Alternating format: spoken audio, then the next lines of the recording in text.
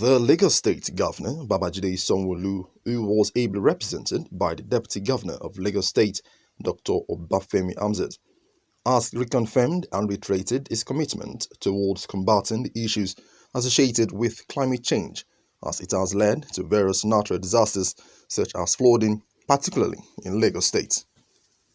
This he disclosed at the Night Climate Change Summit held in Lagos on Tuesday. Recall that over time, the issue of flooding has been on the rise, not just in the state or the country, but across the globe, as a result of the continuous melting of the iceberg, further resulting in the increase in the water level, and without proper drainage system and a blockage in the waterways, would further lead to the outflow of the water body into the streets, as water itself needs to flow freely. Buttressing his point, the governor of Lagos State, ably represented, noted that the government alone cannot do it, but all hands either from the state, the federal and private institutions must come together in combating the problem and find a lasting solution and ways to curtailing climate change. We are seeing flooding in Kuwait. This is supposed to be a desert. So we are seeing the world changing around us. But we must also change along with it. Here in Lagos, we know that we are a neutral state and it puts us at the mercy of rising sea levels. It cannot be overemphasized that we are witnessing the increasing interdependencies of systems. With each passing year, the risk of unabated climate change mounts and we must deal with it. The Honorable Commissioner for Environment, Tunji Bello, also gave some insight to the various ways one can indeed control the level of flooding and further sensitize the public on the need to be calm. It's also an opportunity to tell Lagosians, to also inform Lagosians that, look, we do not need to panic when it is raining every day. If you have a rain, particularly between June and July, the rain is usually very, very heavy in Lagos. You can have a rain of 10 hours. Lagos will flood.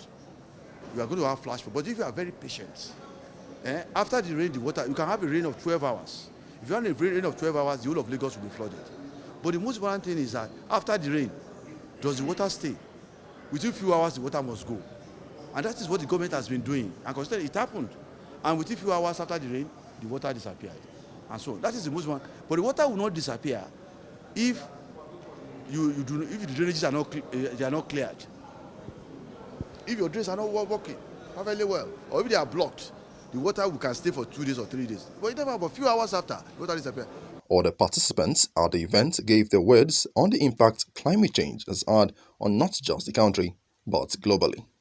The war in Ukraine has created global food shortages, energy shortages, fiscal crisis. It will have deep and far-reaching consequences for Lagosians and economies around the globe for many years to come.